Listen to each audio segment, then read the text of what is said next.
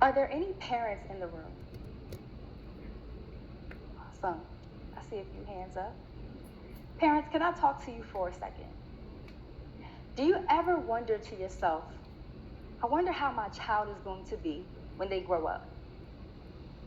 Will they be a functional member of society?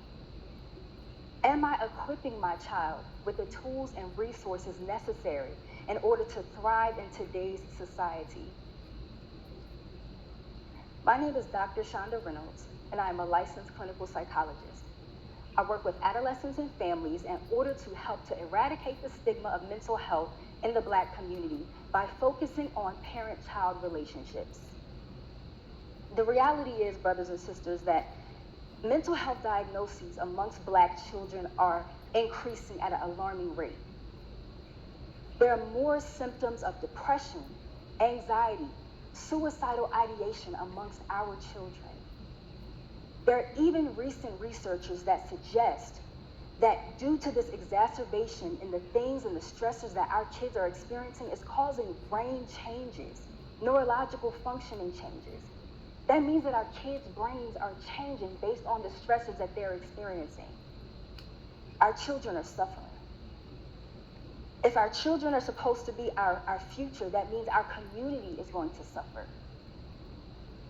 But parents, if I have your attention just for a few more moments, I want to highlight something. I have great news for you.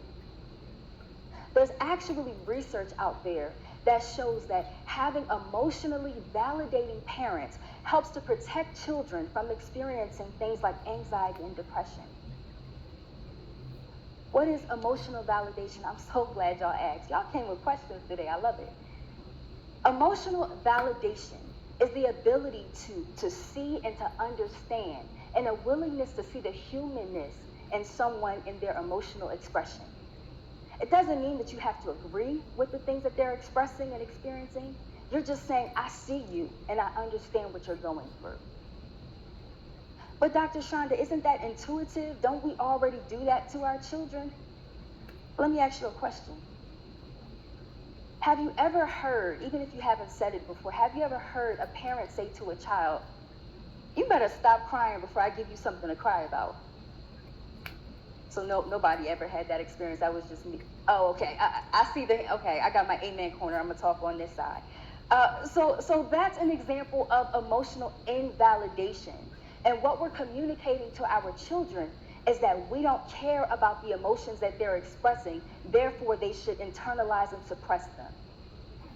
If that didn't resonate with you, I have another example. Say your child walks up to you and says, Mom or Dad, I'm stressed out. I have so much going on at school. I have so much going on in my friend circle. I don't know what to do.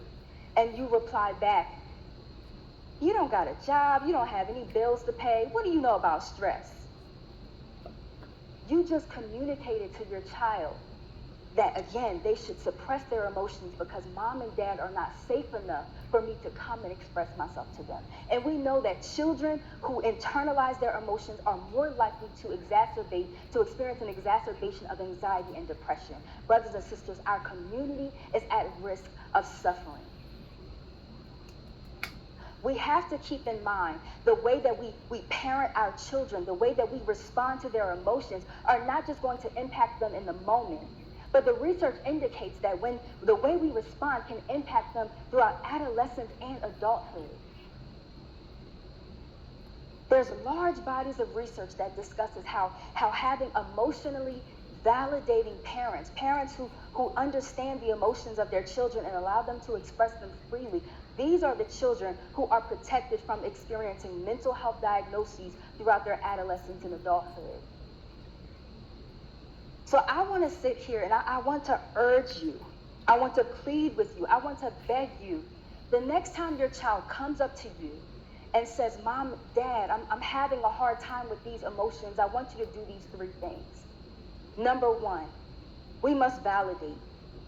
Again, validation doesn't mean that I have to always agree, but validation can simply mean I understand what you're going through. I understand why you're feeling this way.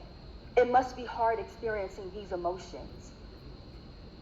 Validation is how we build trust with our children.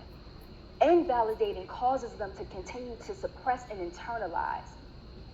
Number two, help your child to walk through the different emotions that they are experiencing. This is called emotional labeling. All children and adolescents don't have the emotional vocabulary to articulate how exactly they're feeling. And it's the parent's job to help them do this. And number three, I want you to ask your child, how do you want me to show up for you in this moment? Do you want me to help you problem solve, or should I just listen? Give them the autonomy and the space to be able to express to you how they're feeling, and for you to have the freedom to respond in the way that they need in that moment. The reality is, the way our children, black children especially, when they express intense emotion in society, in the world, they're labeled as being disobedient, defiant, being oppositional. We cannot allow these same systems of emotional oppression to be reinforced in our own homes.